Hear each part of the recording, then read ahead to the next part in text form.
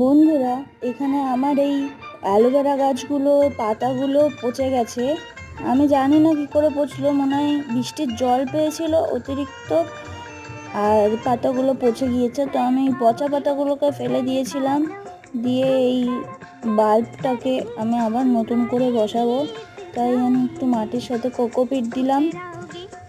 এবার এই কোকোপিটের ওপরে মাটির লেয়ার দেব, আবার কোকোপিট দিয়ে এরকম লেয়ার তৈরি করব, করে করে আমি মাটিটাকে রেডি করব, করে তার উপরে আমি এই বাল্বটাকে আবার নতুন করে বসাবো। এইবার আমি আর রোদে রাখবো না, এবার আমি ছায়াযুক্ত স্থানেই রাখবো এটাকে। এবার দেখি এটার কি হয়, শেষ অবধি তোমাদের নেক্সট আপডেটটা আমি জানাবো।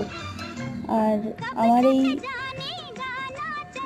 অ্যালোভেরা গাছের জন্য আর কি করতে পারি আমাকে প্লিজ কমেন্টে জানাও।